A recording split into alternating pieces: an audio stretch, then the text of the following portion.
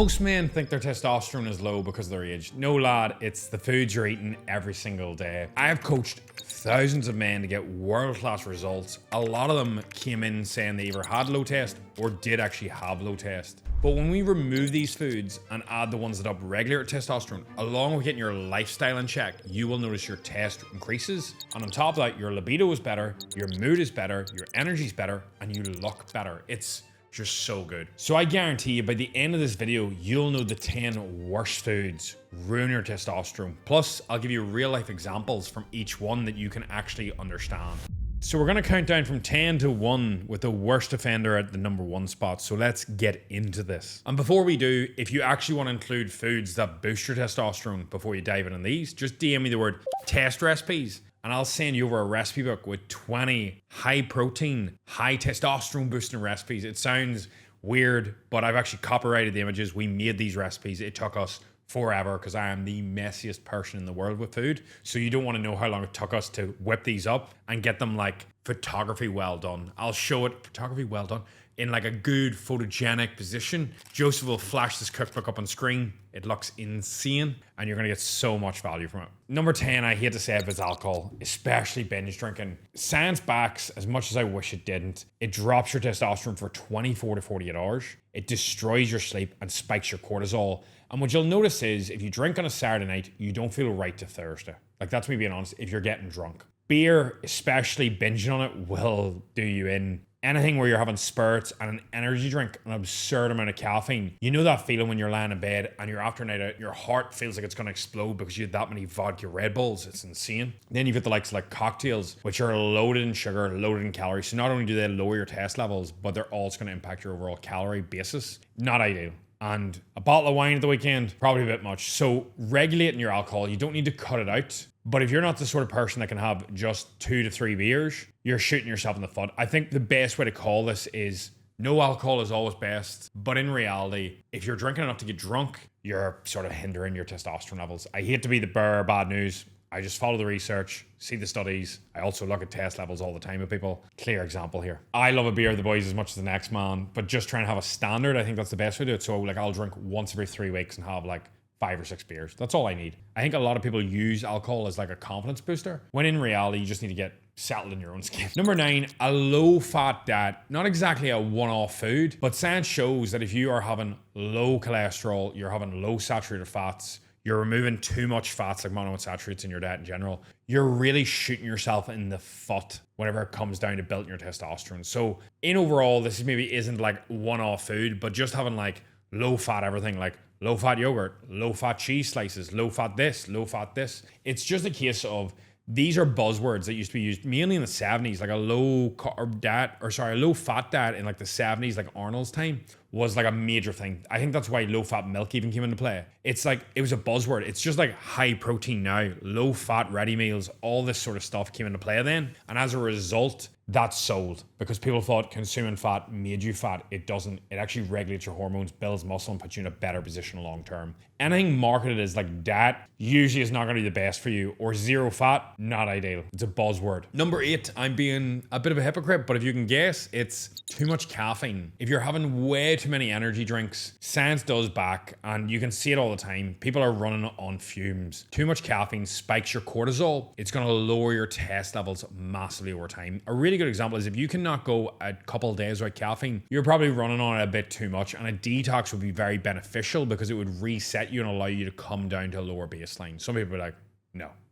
At least have a caffeine cutoff time. So try and take it, 9 hours before bed at the absolute max, because the half-life of the drug of caffeine is about 5-6 hours, I think. So it's only half out of your system in that time period. Don't quote me on that, but it definitely lasts very long. So if you go to bed at 10 p.m., you actually want your last cup of coffee at 1 at the latest. That's the best way to actually get a good night's sleep and recover. Some examples where people don't realize is, but like a normal Monster will be between 150 and 200 milligrams of caffeine. A small tin of Red Bulls, 120. A C4, a Ghost. Most normal energy drinks will be around 200 milligrams. That is a lot. A male of my size, around 80 kilograms, I think that's like 175 pounds, 180 pounds, will probably be around that 400 milligrams as like a safe upper limit. I think that's the most you'd ever want to take for a day. I honestly think it's overkill. But the likes of like Starbucks cost triple shots. You don't realize when you order a large coffee from Starbucks, there's like 250 milligrams. There's more than the energy drinks. So 3 to 4 coffees before noon and you're snookered. You're going to be so pumped up. You're going to get crashes. Fatigue's going to kick in. You're running all this adrenaline when you don't need it. Number 7, we have protein bars and diet snacks. Similar, but not the same. These are packed with seed oils, emulsifiers, and sugar alcohols. And I don't want to be that person saying like, eat organic. These are going to increase your gut inflammation, lowering your test levels, increasing cortisol. It's just a negative feedback loop. For example, I'm not going to name any protein bars, but in general, these wouldn't be the highest quality of micronutrients in my opinion. You'll see including 20 multivitamins. Like, yeah, but not enough of the dosage. You'll see this with some protein shake companies as well. I would include them in here, but I'm not going to name them. Protein cookies, drinks, anything that is highlighting it's got enough vitamins and minerals, to me, usually is a red flag that it's marketing. So check, does it actually have enough to make an impact? And I guarantee you it doesn't. Like the likes of high protein rice cakes. What is this like? Bro, just eat a chicken breast. Some beef. Keep it on line with us. In the number 6 spot, we have processed meats. Oh, I'm going to get some stick for this. Now, I do think there's a balance between convenience, hitting your calories and macros and micros. So if we look at the nutrition hierarchy, we have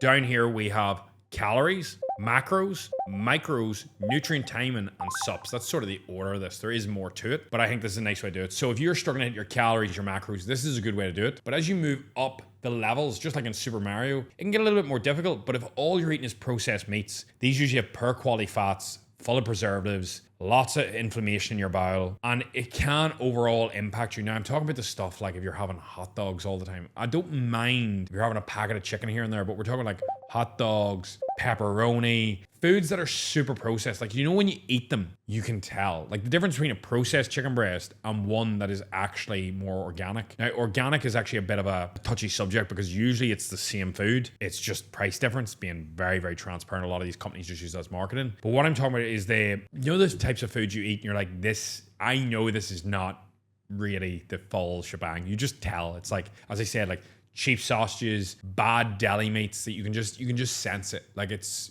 being tactical with this. You know, the egg raters that you want are going to be the likes of your salmon, your fish, your beef, your eggs. It's hard to process an egg more. You get what I mean? Number 5, high sugar foods. So not only will this affect your actual skin, as sugar does sort of ruin it for a lot of people, but sugar crashes can affect your testosterone by up to around 25%, I think, within 2 hours of eating it. This is why you also get like these sugar rushes and then crashes. So if you are going to have sugar, try to have it pre or post workout so it's fueling the workout or helping you recover and flush protein in the muscles. So like you'll see a lot of people have whey protein and cereal post workout.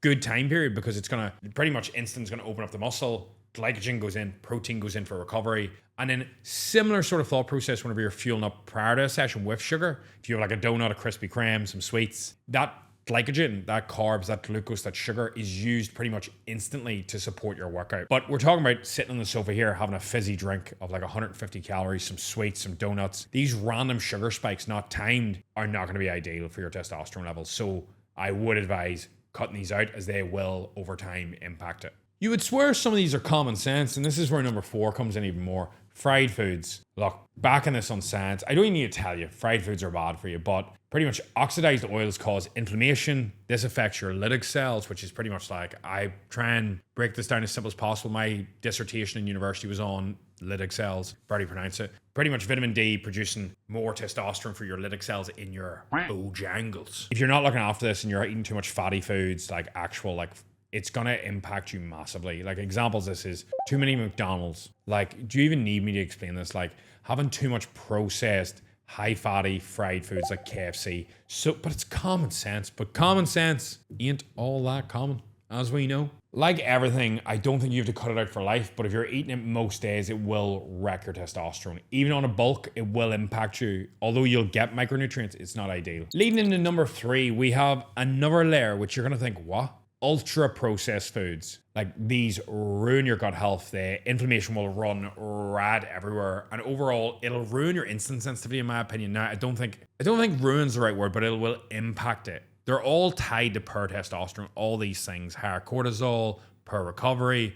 So it's really important we get these not out of the diet, but we at least limit them. So you're probably thinking, what are these foods? They're really simple ones that you probably crave the most. Yes, you can say fast food and all fall in this. So ultra processed is the foods that pretty much are not real foods. We're talking the likes of like crisps, packaged cakes and stuff that just, you can tell is like, you're like, this was never a food 50 years ago. You're like, this is so processed, so made of random chemicals. And I think that's where the whole chemical thing spilled out of, because people associate any food with a chemical into this range, but it's not. Because if you've ever seen the chemicals in a list for a banana, they're insane. So don't believe anyone that says, if you can't pronounce the chemical in it, don't eat it, because you would never eat anything then. So just be smart, not ultra processed, cut the crisps. Number 2, soy oil. It's hidden in pretty much everything. So when you have too high omega-6, if you look at the Western world, we're too high in omega-6 and too low in omega-3. So that's why everyone's like, too oily portions of fish, salmon are great for it.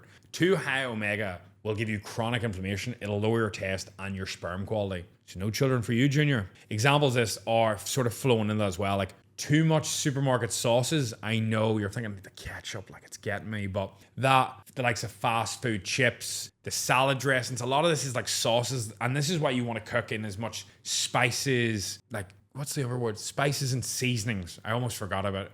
The likes of mayonnaise has all this stuff in it, and you're probably thinking, God damn.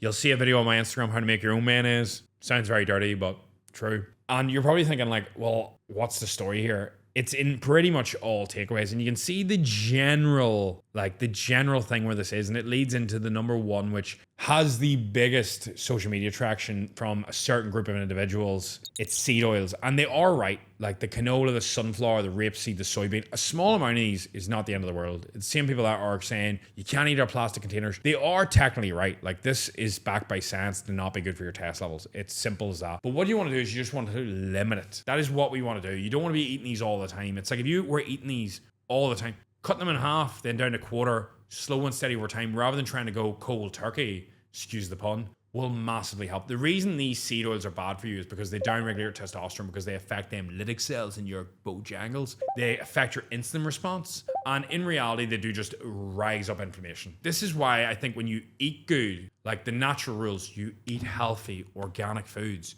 you naturally feel better. You have better energy, less crashes, because your skin's better, your mood's better, your libido's better, your blood flow's better, your testosterone raises. And as a result, it just leads to a better overall life quality. So think of it like this. If you had a Ferrari, you don't put kerosene in it, or a type of petrol that's not legal because it's cheaper and you're making it at home. You fill it with the good quality stuff because you want it to last. And it's the same here, because if you fuel with garbage, you're going to feel like garbage and your body will look like it as a result. How you look right now is based on the decisions you made the past 6, 12, 24, 36 months plus. As much as we don't want to take responsibility, that is true. So I'm not saying you have to cut all these out, but the likes of having like too many crisps, cheap chocolate, packaged snacks, all vegetable oils, the bottles you usually get, sometimes they can have a bit of a bad oil touch. And the research wasn't there. So this is stuff that your parents probably ate and used to cook and all.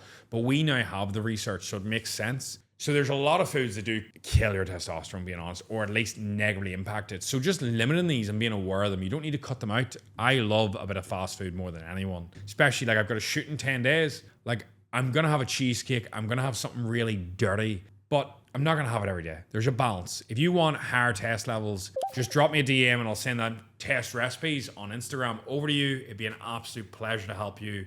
Man, them recipes are so tasty. Like, they're actually so good. Look, cut these out. Better taste, better energy, stronger body. Gonna look sexier. Hope you've enjoyed that. Like, share, subscribe. I'll see you in the next one. Big love.